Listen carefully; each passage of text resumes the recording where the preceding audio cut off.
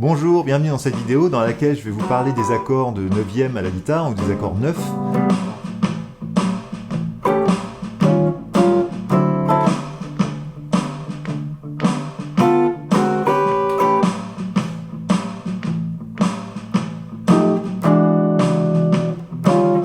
Alors, ce sont des accords auxquels on a simplement ajouté la 9e note en partant de la note qui donne le nom à l'accord. Si j'ai par exemple un Do 9, mais je dois compter la 9e en partant de Do. Donc Do, Ré, Mi, Fa, Sol, La, Si, Do, Ré. La 9e, ça va être le Ré dans les aigus au-dessus du Do à l'octave. Mais le Do à l'octave, finalement, l'octave, c'est la 8e note. Octo, c'est 8.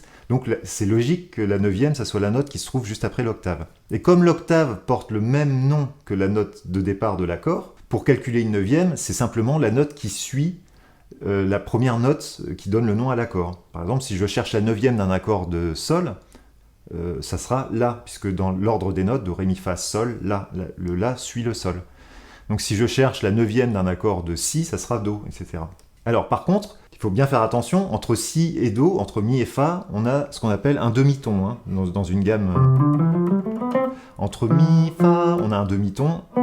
Si Do, on a un demi-ton. Alors qu'entre les autres notes, on a un ton. Par exemple, entre Do et Ré, j'ai bien un ton, c'est-à-dire 2 cases. Autrement dit, on a des 9e qui peuvent être soit un ton au-dessus de l'octave, soit un demi-ton au-dessus de l'octave. Dans le cas où c'est un demi-ton au-dessus de l'octave, on appelle ça des 9e bémol, et ça se chiffre bémol 9. On met l'altération avant le chiffre, bémol 9. Si par exemple, maintenant, je prends Ré dièse par rapport à Do, mon Ré dièse, mon Do est ici, mon Ré est ici, mon Ré dièse il est ici. Donc là on a un ton et demi. Donc ça c'est une 9e qui est encore plus grande que la 9e normale, sans altération. Donc on va la chiffrer dièse 9. C'est la 9e augmentée. Donc quand on a une seconde mineure au-dessus de l'octave, c'est une bémol 9. Quand on a une seconde majeure au-dessus de l'octave, c'est une 9e. C'est ce qui nous intéresse aujourd'hui. Et quand on a une seconde augmentée au-dessus de l'octave, c'est une 9e dièse, qui se chiffre dièse 9. Donc on va voir 3 types de 9e sur les accords, et sur les accords 7. Et aujourd'hui, nous allons voir les accords de 9e. Alors, j'ai déjà abordé les accords de 9e dans d'autres tutos, sur les accords majeur 7 et les accords mineur 7, ça donne des accords majeur 9 ou des accords mineur 9. Aujourd'hui, un accord 7 avec une 9e, ça se chiffre 7 entre parenthèses 9, ou alors on retire le 7 et ça devient un accord 9, tout simplement. Autrement dit, quand je parle d'un Ré 9, en réalité, c'est un Ré 7 auquel on a ajouté une 9e. Donc un accord de Ré majeur, Ré, Fa dièse, La, avec une 7e mineure, donc le Do, et auquel on a ajouté une 9e, le Mi. Voilà. Et ça donne ça. Bien sûr, tout ça, c'est de la théorie. Nous, ce qu'on va voir, c'est comment on applique ça sur un blues, puisque sur un blues, on a essentiellement des accords 7, et donc on va faire ça sur un blues en La, très basique.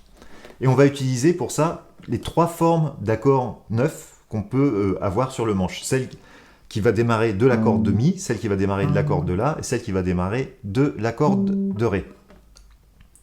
Alors, pour la première forme, on va utiliser, par exemple, le Sol 9. Alors, Sol 9, ça serait ça. Donc je pars du Sol de ma corde de Ré, je fais ma tierce ici, le petit doigt à la 6e case sur la corde de Si, et je replie l'annulaire sur la corde de Mi. Ça c'est un Sol 9, fondamental, tierce, 7e mineure et 9e. Il n'y a pas de quinte. Si je pars de la corde de La ici, alors ça va être la note Ré, donc là on va avoir un Ré 9, et pour le faire on va faire comme ceci.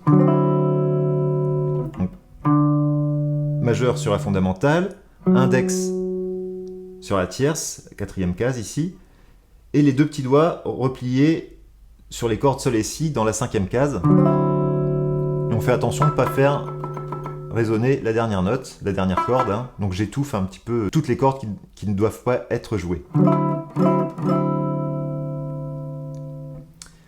Et enfin, on a la position qui démarre de la corde de Mi. À ce moment-là, on appuie sur la corde de Mi, ici ce sera pour faire un La, donc un La 9, fondamental avec le majeur, tierce majeur avec l'index, septième avec l'annulaire, et je vais barrer ici pour faire sonner ma neuvième. Il faudra faire attention, pareil, de s'arranger pour étouffer les deux dernières cordes.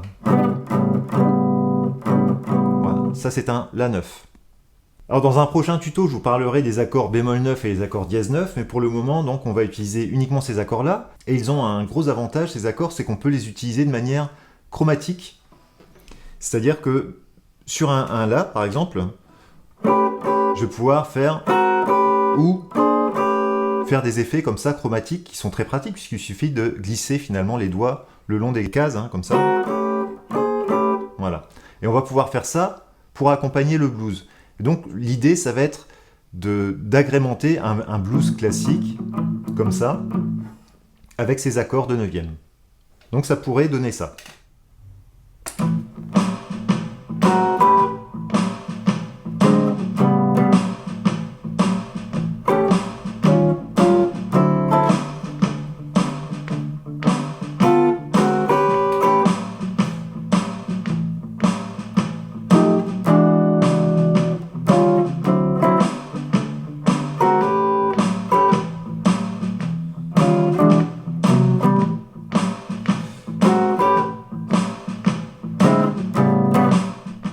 Alors, dans cet exercice, j'ai utilisé plusieurs rythmes, essentiellement des rythmes de croche ternaire, hein, c'est-à-dire que quand on a un accompagnement comme ça, c'est pas des croches régulières, c'est pas ça. Hein.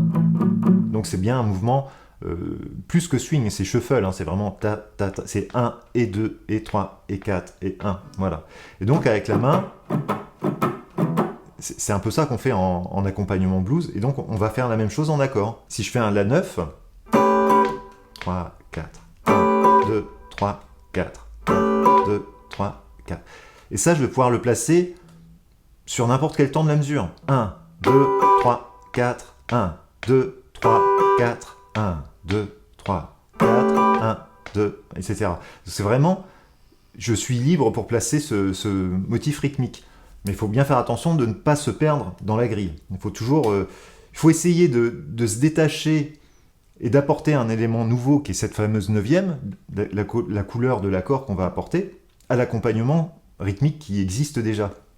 Donc il ne faut pas systématiquement jouer sur les premiers temps, nécessairement. Hein, on peut jouer un peu n'importe quand dans la mesure.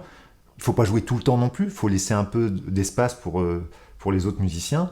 Et donc on va jouer sur le troisième temps, sur le quatrième temps. Donc c'est ce que je propose ici, dès le début de la première mesure. Et pour amener mon La 9, je l'amène chromatiquement, c'est-à-dire je vais faire ce mouvement chromatique. Donc ça donne 1 et 2 et 3 et 4 et 1. Voilà. Et de temps en temps, je me pose. C'est-à-dire je fais une noire. Et là, j'ai fait un chromatisme dans l'autre sens. Pour ramener le La à la troisième mesure,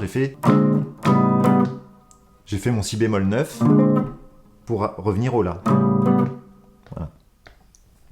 On peut aussi jouer sur une croche en l'air, c'est ce que je propose à la mesure 4. À ce moment-là, ça va être 1 et 2 et 3 et 4 et 1. C'est-à-dire qu'au lieu de faire 3, 4 et 1, j'ai fait 3, 4 et 1. C'est-à-dire que je n'ai pas joué la première croche. Voilà. Donc c'est toutes ces combinaisons de rythmes, la variété des rythmes qui fait qu'on a l'impression de créer quelque chose de complètement neuf, d'improviser finalement, et c'est de l'improvisation rythmique que j'ai figé là, ici, dans cette partition, pour pouvoir faire un exercice, et à vous de vous en inspirer pour pouvoir créer vos propres motifs rythmiques et vous détacher de la grille, sans vous perdre évidemment dans la grille. Alors j'espère que cette vidéo vous a plu. Vous pouvez retrouver 2 autres tutos sur les accords mineurs 9 et les accords majeurs 9 sur les vidéos qui apparaissent ici, à l'écran, ou dans la description de cette vidéo. Vous pouvez également retrouver le PDF de cette vidéo dans les dossiers Jazz et Guitare, dans un module que j'ai consacré aux accords de 9e. Je vous remercie de m'avoir suivi et je vous dis à bientôt pour un prochain tuto.